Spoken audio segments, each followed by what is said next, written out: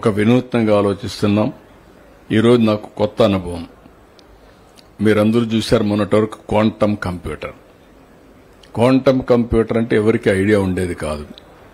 Government of India quantum machine పెట్టారు.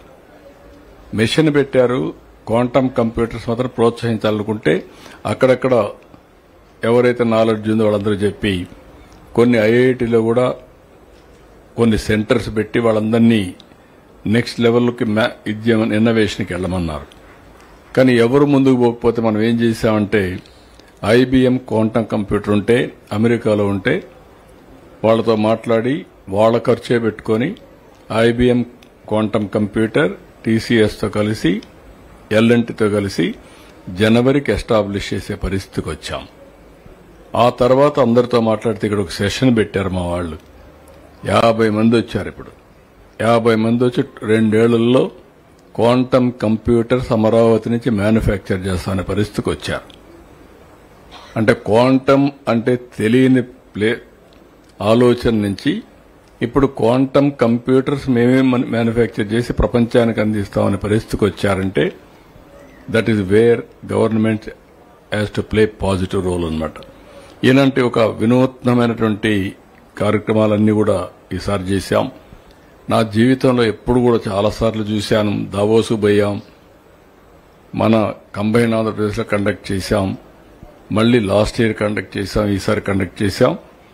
Wonderful work జరిగింది. దీనికి ప్రధానంగా ఇక్కడుండే మంత్రులందరినీ అభినందిస్తున్నా. నేను డిపార్ట్మెంట్స్ అన్ని చదివినిపించాను. ఎనర్జీ మొదలుకొని ఇండస్ట్రీ మొదలుకొని infrastructure, IT, CRDA, tourism, food processing, municipal administration, textiles, health, education, ఇంకా మిగిలిన డిపార్ట్మెంట్స్ అన్ని డిపార్ట్మెంట్లో పెట్టుబడులు వచ్చాయి. పోటీపడి పెట్టుబడి పెట్టే పరిస్థితికి వచ్చారు. ఇవన్నీ ప్లేసులు లేక కాదు. ఇంకొక విషయం మీరందరూ గుర్తుపెట్టుకోవాలి. 1924 ఎందుకంటే ఒకసారి రెఫరెన్స్ కూడా ఉండాలి. 1924 ఒక బ్యాడ్ పీరియడ్. ఇండస్ట్రీని ప్రమోట్ చేయకపోతే పోవచ్చు, కానీ ఇండస్ట్రీని డిమాలిష్ చేయడం, అవమానాలు చేయడం, చాలా మందిని ఆ ఫ్యాక్టరీస్ మూసేట్టుగా చేయడం.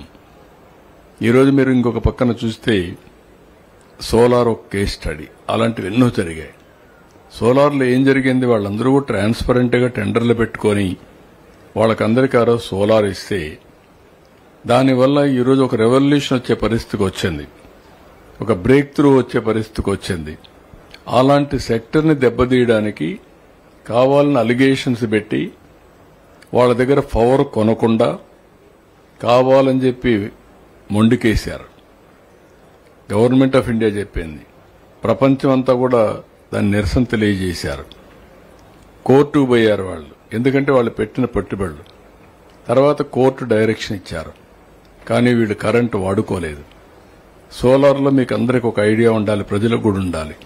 సోలార్ ఏంటి, ప్యానెల్స్ పెడితే దానికి క్యాపిటల్ కాస్ట్ ఉంటుంది తప్ప రన్నింగ్ ఎక్స్పెండిచర్ ఉండదు. రా మెటీరియల్స్ ఇవన్నీ ఆపరేషనల్ కాస్ట్ ఉండదు. అలాంటప్పుడు కోర్టు డైరెక్షన్ ఇచ్చి క్యాపిటల్ కాస్ట్ కంపల్సరీగా మీరు పే చేయాలంటే కరెంటు వాడుకోకుండా 9,000 కోట్ల రూపాయలు పే చేశారు. It is a public money. దాంతో ఏమైంది, ఎకో సిస్టమ్ దెబ్బతినింది. ఈరోజు మళ్లీ 18 నెలల్లో స్ట్రీమ్ లైన్ చేశాం. ఈరోజు క్వాంటమ్ కంప్యూటర్ ఏదైతే మన సోలార్ ఎనర్జీ వచ్చింది, అదే మరి గ్రీన్ ఎనర్జీ వచ్చింది.